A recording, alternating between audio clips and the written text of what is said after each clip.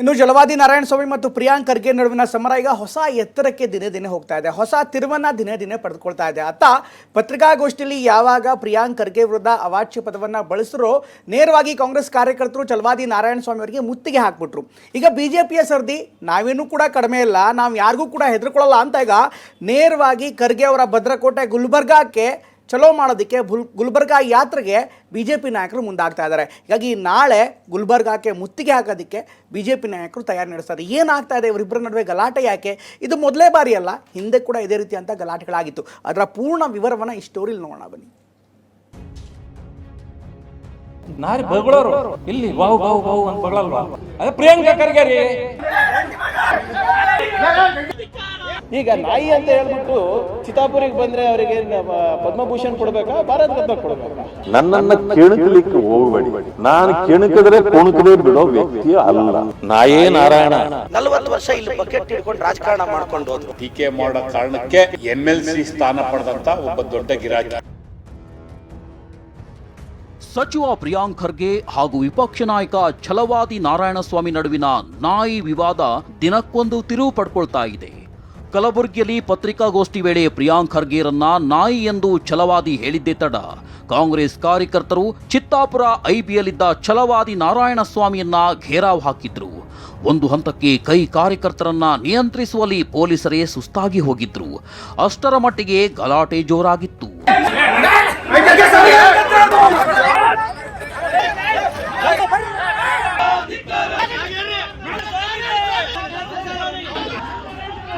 ಕಾಂಗ್ರೆಸ್ ಕಾರ್ಯಕರ್ತರ ಸಿಟ್ಟಿಗೆ ಸಮರ್ಥನೆ ನೀಡಿದ್ದ ಪ್ರಿಯಾಂಕ್, ನಾನು ನನ್ನ ಮಿತಿಯಲ್ಲಿ ಮಾತನಾಡಿದ್ದೇನೆ, ನನಗೆ ನಾಯಿ ಅಂದ್ರೆ ನಾವೇನು ಅವರಿಗೆ ಪದ್ಮಶ್ರೀ ಪ್ರಶಸ್ತಿ ನೀಡಬೇಕೆ ಎಂದು ಖಡಕ್ ಆಗಿ ಹೇಳಿದ್ರು.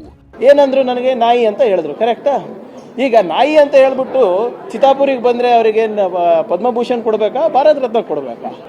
ಅಥವಾ ಏನ್ ರಾಜ್ಯೋತ್ಸವ ರೆಕಮೆಂಡೇಶನ್ ನನ್ನಿಂದ ಬೇಕಾ? ಅವರಿಗೆ ನಾಚಿಕೆ ಬರಲ್ವ ಅವರಿಗೆ?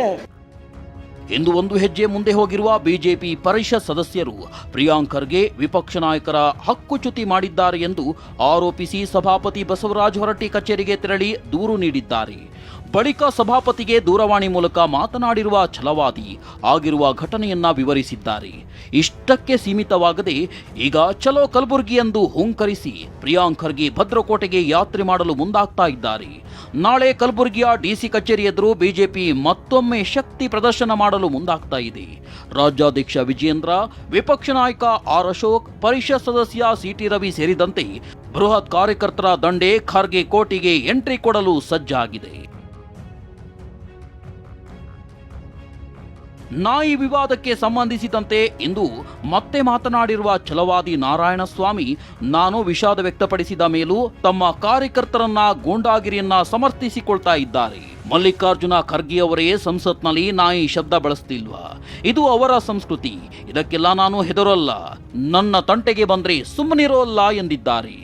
ಪಾರ್ಲಿಮೆಂಟ್ನಲ್ಲಿ ನಿಂತು ಮಾತಾಡುವಾಗ ಗೌರವಾನ್ವಿತ ಮಾನ್ಯ ಖರ್ಗೆಜಿ ಅವರು, ನಿಮ್ಮ ಮನೆಯ ನಾಯಿಯೂ ಸ್ವಾತಂತ್ರ್ಯ ಸತ್ತಿಲ್ಲ, ಹೋರಾಟದಲ್ಲಿ ಸತ್ತಿಲ್ಲ ಅಂದ್ರೆ ನಾಯಿ ಪದ ಬಳಕೆ ಮಾಡಿದ್ರು. ನನ್ನನ್ನ ಕೆಣಕಲಿಕ್ಕೆ ಹೋಗಬೇಡಿ. ನಾನು ಕೆಣಕಿದ್ರೆ ಕೊಣಕದೇ ಬಿಡೋ ವ್ಯಕ್ತಿ ಅಲ್ಲ.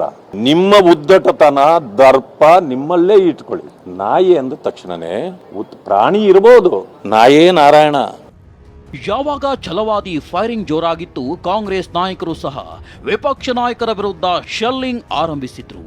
ಕೆಲವು ಪದಗಳನ್ನ ಬಳಸ್ತೀರಾ. ಛಲವಾದಿ ನಾರಾಯಣಸ್ವಾಮಿ ಅವ್ರ ಸೀಟ್ ಗಟ್ಟಿ ಆಗ್ಬೇಕು ಅಂದ್ರೆ ನಮ್ಮ ಖರ್ಗೆ ಸಾಹೇಬ್ರನ್ನ ಬೈಬೇಕು, ಇಲ್ಲ ಅಂದ್ರೆ ಅವ್ರಿಗೆ ನಿದ್ದೆ ಬರಲ್ಲ. 40 ವರ್ಷ ಇಲ್ಲಿ ಬಕೆಟ್ ಹಿಡ್ಕೊಂಡು ರಾಜಕಾರಣ ಮಾಡ್ಕೊಂಡು ಹೋದ್ರು. ಅಲ್ಲಿ ಬಿಜೆಪಿ ಅವ್ರು ಯಾವಾಗ ಗೊತ್ತು ಆಚೆ ಆಗ್ತಾರ ಛಲವಾದಿ ನಾರಾಯಣಸ್ವಾಮಿಗೂ ಗೊತ್ತಿಲ್ಲ. ಕಾಂಗ್ರೆಸ್ ಪಕ್ಷದ ನಾಯಕನ ಟೀಕೆ ಮಾಡೋ ಕಾರಣಕ್ಕೆ MLC ಸ್ಥಾನ ಪಡೆದಂತ ಒಬ್ಬ ದೊಡ್ಡ ಗಿರಾಕಿ.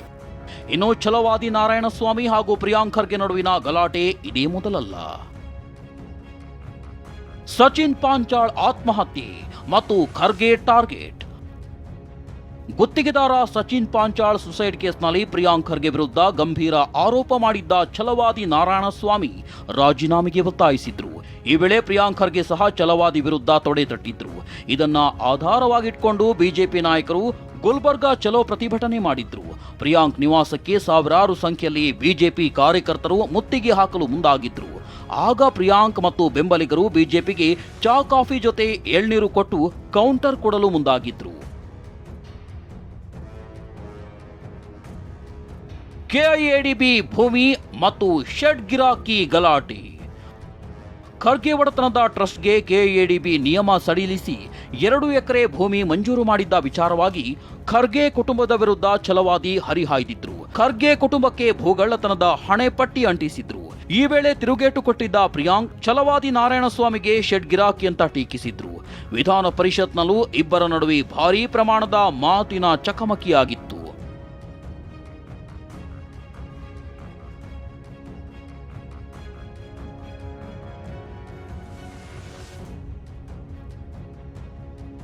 ಪ್ರಿಯಾಂಕ್ ಛಲವಾದಿ ನಡುವೆ ಅಂಬೇಡ್ಕರ್ ಸಾವರ್ಕರ್ ಚಕಮಕಿ.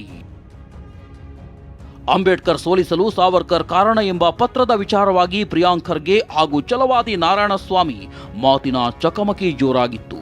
ಅಂಬೇಡ್ಕರ್ ಸೋಲಿಗೆ ಸಾವರ್ಕರ್ ಕಾರಣ ಎಂಬ ಅಂಶ ಅಂಬೇಡ್ಕರ್ ಅವರೇ ಬರೆದಿದ್ದಾರೆ ಎಂಬ ಪತ್ರವನ್ನ ಪ್ರಿಯಾಂಕ್ ಖರ್ಗೆ ಬಿಡುಗಡೆ ಮಾಡಿದ್ರು. ಸಾವರ್ಕರ್ ಅವರೇ ಅಂಬೇಡ್ಕರ್ ಅವರನ್ನ ಸೋಲಿಸಿದ್ದಾರೆ ಎಂಬುದನ್ನ ಸಾಬೀತು ಮಾಡಿದ್ರೆ ರಾಜೀನಾಮೆ ಕೊಡ್ತೀನಿ ಅಂತ ಸವಾಲ್ ಹಾಕಿದ್ರು. ಆಗಲೂ ಇಬ್ಬರ ನಡುವೆ ಮಾತಿನ ಚಕಮಕಿ ಜೋರಾಗಿತ್ತು.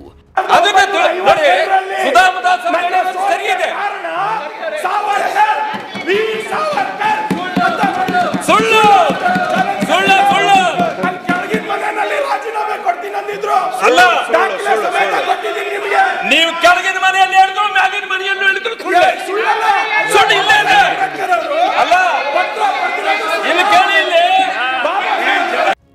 ಈಗ ಇನ್ನೊಂದು ವಿಚಾರ ವಿವಾದವಾಗಿ ಪರಿವರ್ತನೆಯಾಗಿದೆ.